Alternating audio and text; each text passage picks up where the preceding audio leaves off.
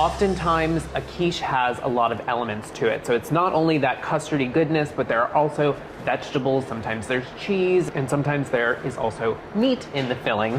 And today I'm gonna show you a very simple bacon and Gruyere with a little bit of onion filling to a quiche. So how do you start that off? Well, you're gonna start it off with an onion.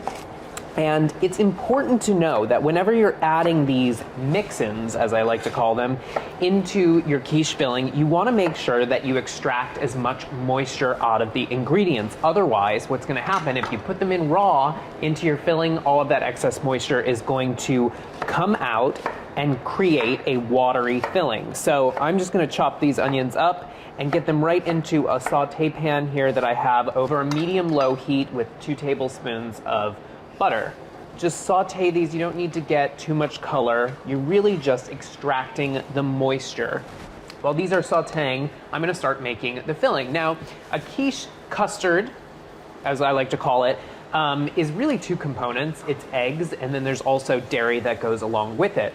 I'm using whole eggs today. Now, there are many different ways to go about this. Some people like to use eggs and yolks, so they get a really rich quiche. Others like to use just regular eggs, but I'm gonna use 6 whole eggs for this recipe here. Now, whenever I crack eggs, I always crack directly on the countertop as opposed to the side of the bowl. When you crack on the side of the bowl, you're more likely to get shell fragments up into the egg as opposed to cracking it on a flat surface. And to this, I'm gonna add 3/4 of a cup of heavy cream. Now, you wanna make sure that you're using heavy cream here because you really want that richness. You want that extra fat here in your quiche. It'll give a wonderful silky texture to your filling. And to this, I'm gonna add a hefty pinch of salt. So this is about 1/2 teaspoon of salt. If you're using a salty cheese, you wanna make sure maybe use a little less salt, and a 1/4 teaspoon of pepper. So just combine this until it's all mixed together. You don't want to whip this. You don't want to create too much air, because what's going to happen in the baking process, what it's going to do, all those little bubbles of air that you create, it's going to encourage the mixture to souffle up, and then it's going to shrink or sink on you. So just until it's nice and combined.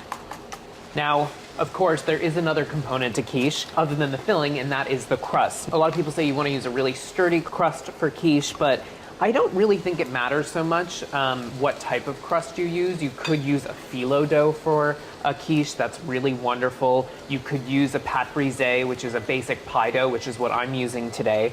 But the main thing you need to know is that you need to pre-bake your crust in advance of adding the filling, and you need to make sure that it's pretty dark, and that will ensure that you have a nice flaky crust, a nice sturdy crust, and not one that gets saturated with this custardy filling. So make sure you blind bake your crust first.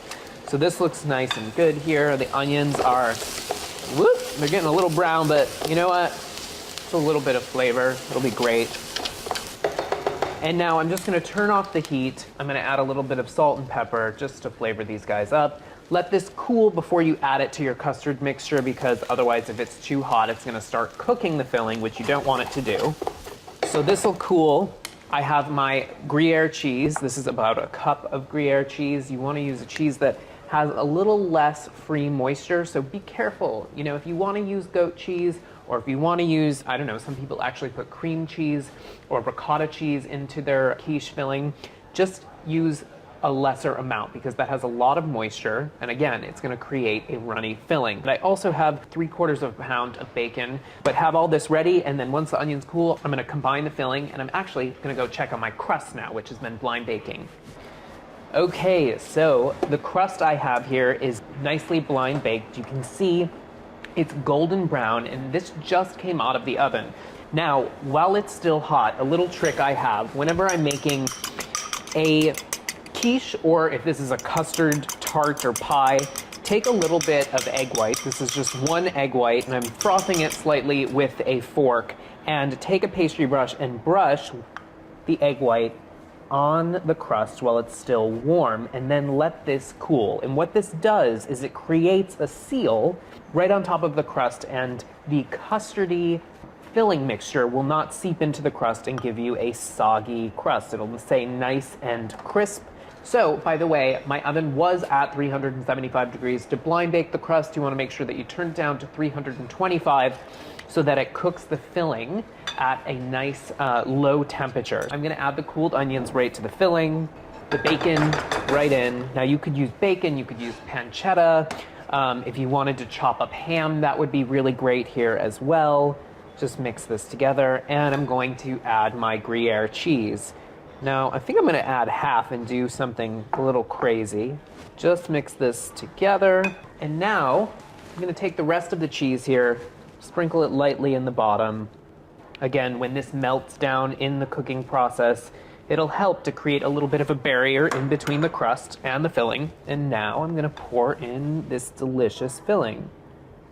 And so now this goes back into the oven at 325 again for about 40 minutes. So this is gonna cook for a long time. You wanna make sure that the top gets nice and brown. All of that cheese that's in the filling is gonna get nice and bubbly, and the filling in the center is set. It might shake slightly, but that's okay. You wanna make sure it's pretty much set. So right into the oven. The quiche, it's out of the oven. It's been cooling slightly. Now you don't want to serve this right out of the oven because it's not going to slice nicely, but you don't necessarily have to serve this cold. So room temperature is really best. I'm going to take it out of the tart pan now. I usually take my hand and I place it on that removable bottom, and you're just going to pick the whole thing up and you're going to let the ring of the tart pan fall to your wrist. You can serve it right on the bottom of the pan, or you could remove it by gliding your knife underneath, loosening the tart from the bottom of the pan, and you should be able to slide the quiche right off. I can't wait to try this. A beautiful piece of quiche. I'm gonna give it a try here, guys. Now, follow these steps, these little tricks along the way, and you will have successful quiche each and every time. Enjoy!